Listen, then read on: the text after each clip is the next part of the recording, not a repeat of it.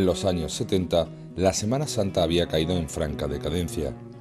Aunque continuaban saliendo procesiones, ya no eran sacadas por costaleros, ya que estos cobraban, y a veces se daban paradojas de parar un paso pidiendo mayor salario. Las cofradías continuaban instalando ruedas a los pasos debido a que las cuadrillas debían contratarse. Tan solo algunos pasos de la Veracruz y el de la imagen de nuestro Padre Jesús se salvaron de ser mecanizados en esta década.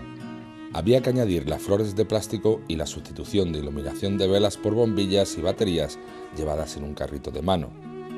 Las cofradías no tenían dinero y sobrevivieron a esta década como pudieron.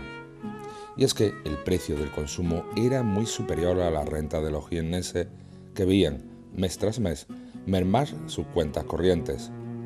Eso a pesar de que el gobierno intentaba, sin éxito, el estancamiento de la inflación, sin afrontar unas medidas de ajuste económico. El precio del barril de crudo se había multiplicado en un año por 4 y la provincia de Jaén era de las que superaban con crecer la media nacional a nivel de paro y sueldos bajos. No se conseguía parar la inflación, una palabra que entró de lleno en el vocabulario de los españoles, a pesar de que la mayoría no la comprendían.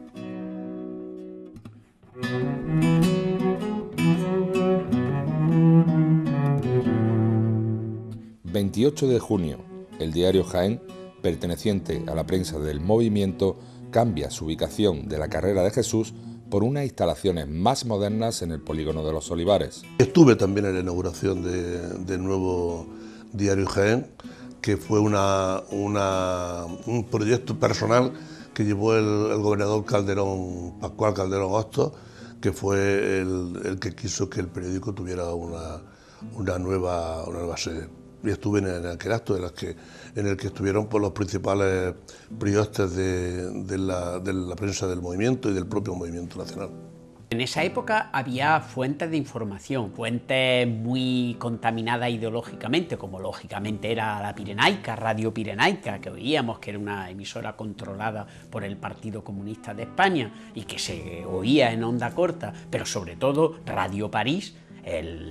La Radio París a las 11 de la noche tenía en España cientos de miles de oyentes y nos enterábamos de lo que había ocurrido ese día en Madrid desde una perspectiva democrática a través de Radio París.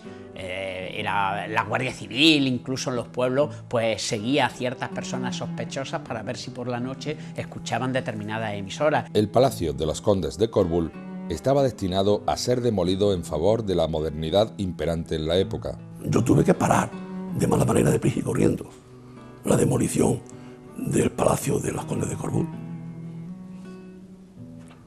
Lo tuve que parar con un decreto rápido diciendo que una autorización que se le había dado antes había sido por error, y lo había sido.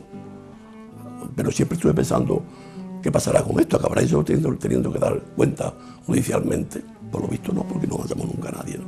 17 de julio se inaugura la prolongación de la calle Los Álamos. Con posterioridad se le da el nombre de calle Doctor Eduardo Arroyo, una vez abierta la plazoleta de las Cruces 2 años después. Otra obra destacada es el nuevo edificio de Correos en Los Jardinillos. El antiguo Correos estaba en la Plaza de San Francisco. Hubo una inmensa polémica entonces con el edificio de la Plaza de San Francisco, porque en lo que se refiere sobre todo a la cesión municipal, yo creo que en el fondo es porque ya empezaba a hablarse de especulación. Bueno, se hablaba de especulación en términos claros. ¿Por qué? Porque ahí había un edificio público y pasó a convertirse en un edificio privado, y donde entra la mano privada ya se sabe que siempre hay, si existe un problema y denuncias que hubo en su momento. 30 de julio de 1974. Santiago Carrillo y Rafael Calvo Serer presentan públicamente en París la Junta Democrática de España. El objetivo era aglutinar a todos los sectores democráticos para restablecer la libertad política. El Partido Comunista era el líder principal, al que se habían sumado otros partidos menores, sindicatos, grupos profesionales, asociaciones de vecinos y personalidades de calado. La aparición de la Junta es acogida con entusiasmo por los demócratas y más desde que Franco tuvo que ser hospitalizado por una flebitis que lo obliga al traspaso eventual de poderes para el entonces príncipe Juan Carlos. Pero esta Junta no aglutina a todos. Socialdemócratas, democristianos, liberales y socialistas rechazan este organismo.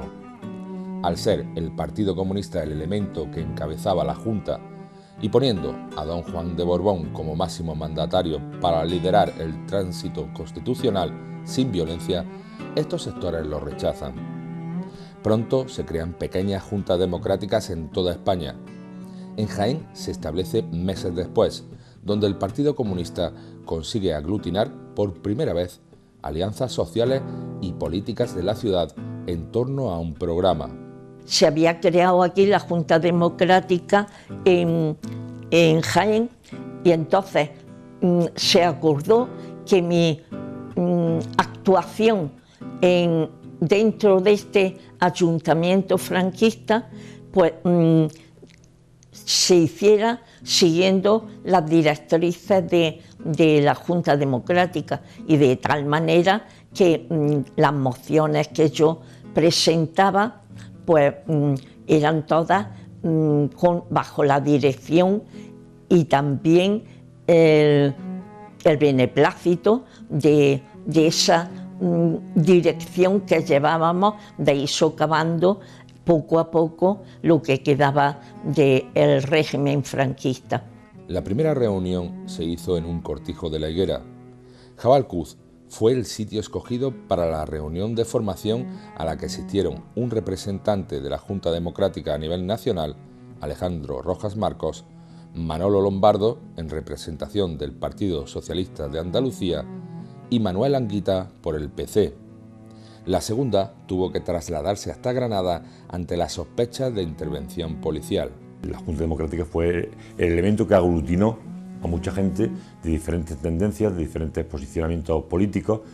En provincia, fundamentalmente, como Jaén, fundamentalmente era la gente de izquierda, pero estamos pensando, por ejemplo, pensamos en Madrid o pensamos en las grandes ciudades, donde en la Junta Democrática pues, intervino mucha gente del empresariado, de movimientos sociales de diferente tipo, diferente naturaleza. Con posterioridad, la Junta Democrática de Andalucía pasó por varios pueblos de la provincia explicando esta iniciativa, aunque de una manera clandestina, sin presentación oficial. Es que había razones para estar asustado.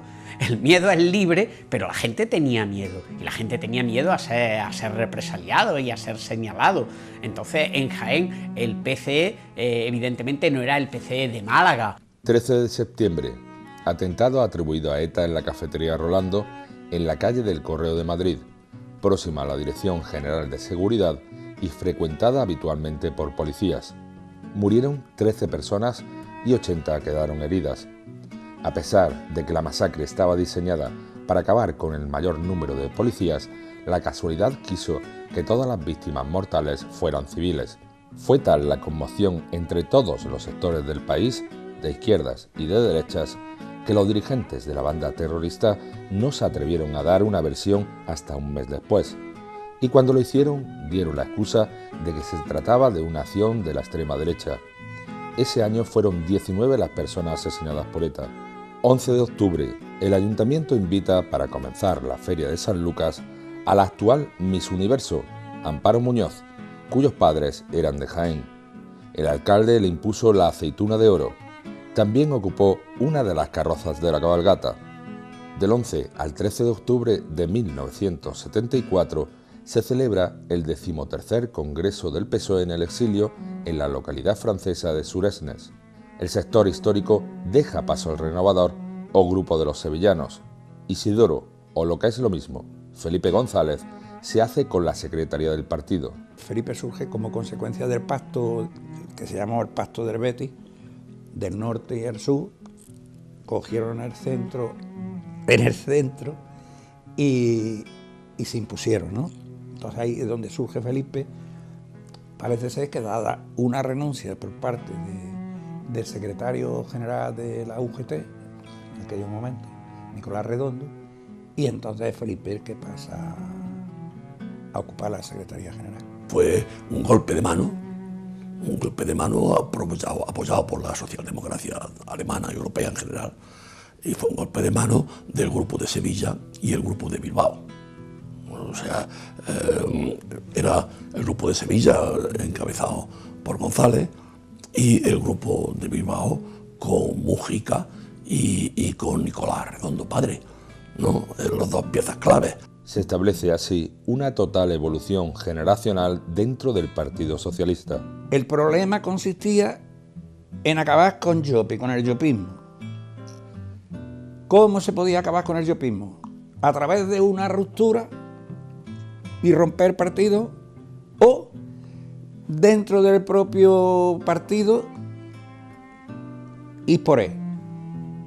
Entonces nosotros, lo que después será so histórico, pensábamos que se podía acabar con la era Llopi desde dentro. Sin embargo, otros compañeros del exilio y del interior creían que era prácticamente imposible, ¿no? En Jaén, los socialistas comienzan a contactar tímidamente a través de Cándido Méndez Núñez. Se trataba del primer grupo en 2 décadas, a pesar del protagonismo que se tomó en la República. Pero en un principio él estaba desesperado, porque decía, ¿dónde están todos esos socialistas? Y no lo encontraba, hasta que ya poco a poco se puso en funcionamiento la maquinaria y ya, bueno, pues encontró a Juan José Contreras, que luego fue diputado en el Congreso, a Miguel Ángel Valdivia, padre, y ya se fue formando un pequeño grupo, pero al principio no encontraba a nadie. Como en el Partido Socialista, a nivel nacional, se divide en 2 grupos que necesitan reunificarse. El primero estaba liderado por Alfonso Fernández Torres, natural de Torre Perogil y desterrado de Jaén tras ser condenado a 30 años de prisión por el gobierno franquista. De todos los dirigentes vivos de la época de la República y de la Guerra Civil, el que tenía más talla política era Alfonso Fernández Torres. Alfonso era un magnífico orador, era un hombre que hablaba siempre de política en términos mayúsculos, no hablaba de la pequeña política, hablaba de la política y del país en su conjunto, tenía una visión muy clara de lo que nos estábamos jugando, y a mí me sorprendió siempre de él que era un hombre extraordinariamente prudente. Alfonso Fernández y mi padre no pudieron volver a sus trabajos. Alfonso Fernández era un brillante abogado, no pudo ejercer nunca su carrera cuando era un hombre con una mente privilegiada. Mi padre, un hombre que ya con 18 años era una persona con una capacidad probada, pues evidentemente tantos años en la cárcel, 12 años son muchos años en la cárcel en diferentes etapas. En diferentes etapas pues tuvo que dedicarse pues a lo que pudo, a gente comercial, para arriba, para abajo, lo que hizo que nosotros tuviéramos que irnos a vivir de un sitio a otro en función de la actividad laboral de mi padre. Fernández Torres se estableció en Sevilla, siendo uno de los que reflotaron el partido en esta ciudad y sirviendo de padre ideológico al llamado Grupo de los Sevillanos. Él fue el que metió a González y Guerra en el Partido Socialista. De ahí, de ese núcleo que se forma en Sevilla, que empieza con la creación de las Juventudes Socialistas, saldrán después los dirigentes del PSOE, del futuro, ¿no? Y entre ellos, pues bueno, Felipe, Guerra, etcétera, ¿no? Todo lo que es la nueva estructura del PSOE. El paso adelante que dan los renovados, los del interior, que se llamó entonces, es hacia una apertura hacia la socialdemocracia, claramente, ¿no? Por eso tienen el apoyo de la socialdemocracia, cosa que los históricos no. Precisamente una de las cosas que quedaron ahí pendientes fue el problema de que dentro de los principios del Partido Socialista Obrero Español estaba la definición de marxista. Y eso quedó ahí, pendiente, ¿no? No se me olvidará, en el garaje de la calle San Vicente, el único lugar donde dejaron trabajar la dictadura de Alfonso Fernández Torres, en un garaje cerca de lo que hoy es la sede regional del partido, el partido donde allí tenían las reuniones, en la oficinilla que tenía el garaje, donde tenían las reuniones todos estos compañeros que, como digo, fundamentalmente en el año 76, y de ahí hasta los años prácticamente de la actualidad han sido los máximos dirigentes del Partido Socialista. Su hijo, Alfonso Fernández Malo, se responsabilizó en la capital hispalense de las juventudes socialistas en el tardofranquismo. Felipe y yo éramos compañeros, estudiábamos juntos de distintos cursos, pero estudiábamos en la Universidad de Sevilla, en la Facultad de Derecho, y un día tuvimos una charla, en serio. Entonces estaba en la línea de la democracia cristiana. Incluso en aquella época tenía contacto y relación con el Felipe, Frente de Liberación Popular. Contó con la ayuda de Juan José Contreras Guardia, natural de Torredonjimeno y empresario de nuestra ciudad. Contreras era el dueño de un negocio de maderas y decoración al principio de la calle Arquitecto Verges, Sudema, convirtiendo su local en el punto de reunión de militantes socialistas que se hacían pasar por clientes aprovechando la trastienda. También eran frecuentes los encuentros en la terraza del bar Las Vegas. Contreras era el enlace, el contacto con Alfonso Fernández Torres, Contreras. Y porque Juan Zarría, porque claro, Alfonso vivía en Sevilla, que hay que tener en cuenta, ahora con los móviles, etcétera, todo parece muy fácil, pero Alfonso vivía en Sevilla. Juan vivía en Madrid, en San Blas. Entonces, los contactos de Juan era su tío, el que vivía en Torredonjimeno, y entonces estaba Contreras. Sudema, es que ahí eso era de un militante histórico. Habrá más familias, por supuesto, o más personas, pero las que verdaderamente tenían sentido de pertenecer al partido en ese momento era Cándido padre con su hijo, Cándido hijo, marca la redundancia, Diego Vadillo, padre, y Anastasio Valdivia. Tanto Diego Vadillo como Cándido padre se sentían vinculados a Felipe González. Mientras que Anastasio Valdivia tenía una dependencia políticamente hablando, de Alfonso Fernández. Entonces estaba en el PSOE histórico. Para conseguir que toda la gente viniera y no aceptara a una gente que veníamos, que éramos jóvenes, que no teníamos nada que ver con la situación anterior, ni nosotros ni nuestra familia, y para que a nosotros nos aceptaran viejos socialistas que habían estado en el silencio, en el exilio, o simplemente expectantes durante el franquismo, para que nos aceptaran fue Alfonso Fernández Torres, Cándido Méndez padre, Juan José Contreras Guardia, Rosendo Lechuga, o sea, una serie de gente en la provincia que eran viejos socialistas que habían estado o en el exilio o después de la prisión o simplemente callados. La tienda de comestibles de Anastasio Valdivia Martínez, pegada al Arco de San Lorenzo, también era otro foco de reuniones. Subiendo la calle Maestra hacia el Arco, a la izquierda estaba la tienda donde prácticamente hacíamos reuniones. Bueno, eran reuniones en las que se hablaba de política, cosa que no se hacía, por suerte, por desgracia, en este país, en casi ningún sitio, en los años de dictadura. Por la labor que había hecho mi padre en la tienda, pues dando mucho de fiado a la gente que no podía, para que tuvieran todos sus hijos pues la leche, el pan, jabón y otras cosas, y nunca pasaran fatiga. Luego que lo pagaran cuando pudieran, cuando cobraran y cuando juntaran dinero. Entonces ese reconocimiento luego a mi padre se lo agradecieron, votando a lo que mi padre daba como campaña electoral, las papeletas del Partido Socialista. Casa Anastasio, al lado del Arco de San Lorenzo. Alfonso Fernández Torres ejercía de líder ideológico a pesar de encontrarse en el exilio, mientras que Juan Zarría Jareño se encargaba de la organización, también en otro exilio nacional. Comencé a militar en el Partido Socialista en el año 1973, cuando yo ya venía con 16, 17 años a Jaén.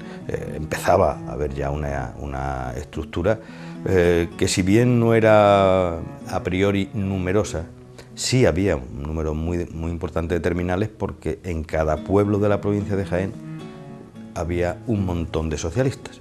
nos reunimos en la casa de Juan José Contreras y veníamos, y al pasar por la cárcel, estaba la cárcel donde ahora está el Museo de Arte Ibérico, y al pasar por el lado, le digo yo,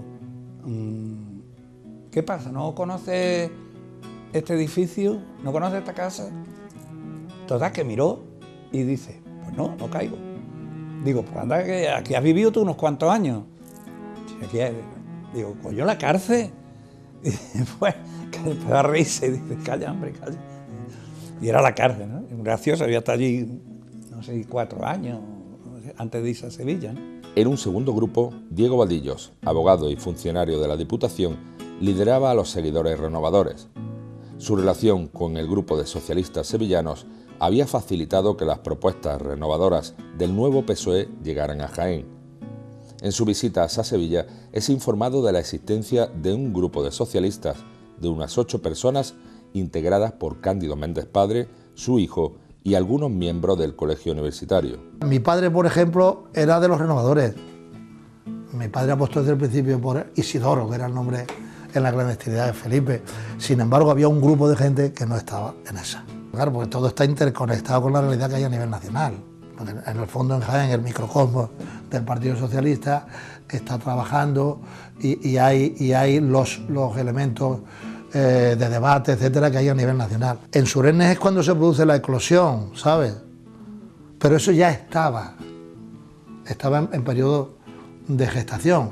Eran contactos simplemente para hablar de la situación política, para hablar de la situación del Partido Socialista, para pasarnos el periódico El Socialista, que lo recibía Cándido, era el que recibía el periódico, pero sin que llegásemos realmente a definir que teníamos que vernos periódicamente, que teníamos que constituirnos, incluso que teníamos que tener una estructura orgánica, es decir, con rango concreto de secretario general, secretario de organización, secretario de administración como mínimo, 3 o 4 cargos. El sindicato UGT y el Partido Socialista eran bastante desconocidos en Jaén. Se asociaba con la Segunda República, la Guerra Civil, el exilio y al margen de la lucha antifranquista.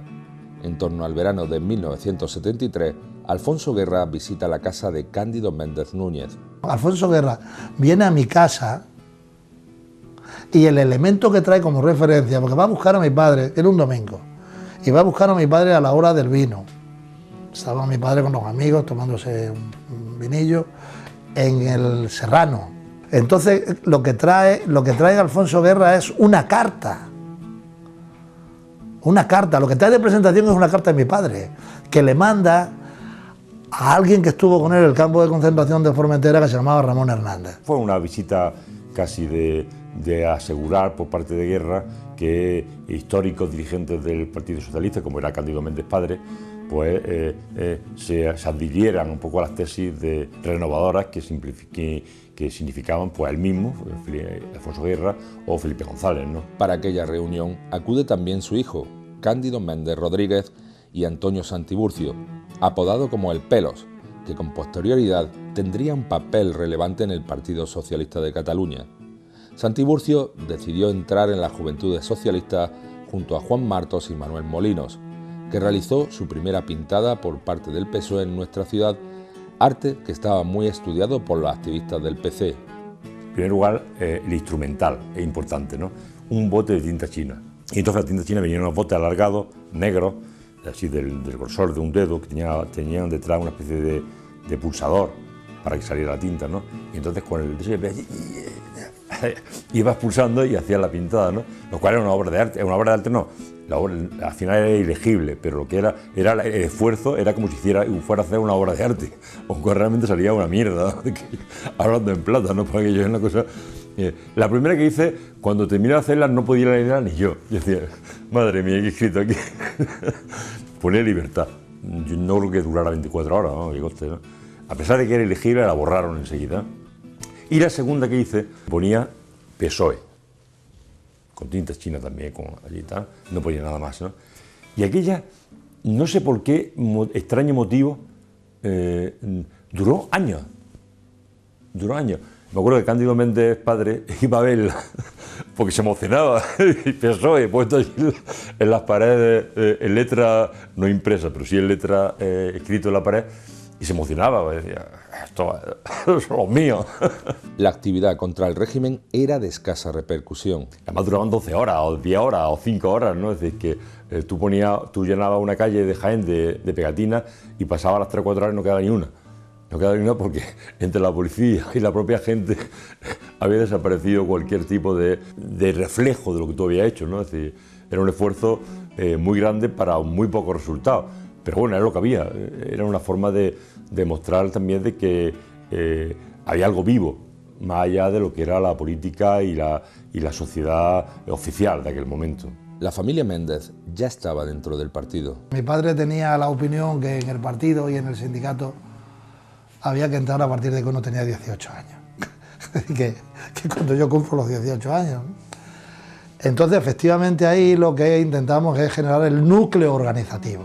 De hecho, en una encuesta interna encargada por el propio partido, se le daba un diputado en Cortes por Jaén en las primeras elecciones generales, las constitutivas de 1977, quizás 2. El resultado fue de 4 sobre 7. A principios del 76, el PSOE renovado estaba integrado por 16 militantes en nuestra ciudad. Un lustro después, era la provincia con más militantes socialistas de España. En relación con el Partido Socialista y la UGT y tal, pues había un grupo reducido, efectivamente. Lo que pasa es que al final confundir Jaén con la provincia de Jaén, a la hora de apreciar el potencial de la militancia del Partido Socialista, siempre ha sido un error, siempre.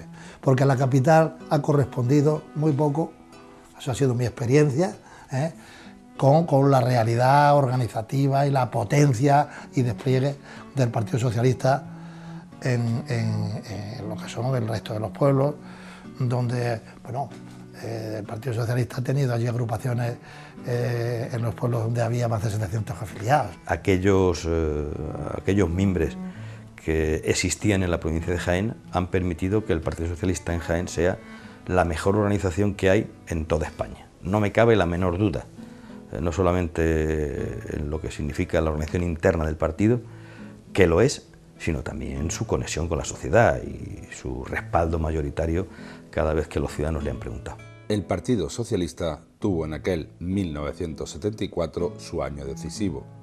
Vivió una renovación de sus cargos y con ello también las de sus propuestas. Un nuevo diseño exportado y apoyado desde la Europa democrática. Una nueva visión para un partido que se había perdido tras su paso por la República. En Jaén todavía eran pocos los que se pronunciaron socialistas en aquel año, muy pocos, pero aquel grupúsculo se multiplicaría 3 años más tarde hasta convertirse en la agrupación provincial más grande en número de militantes.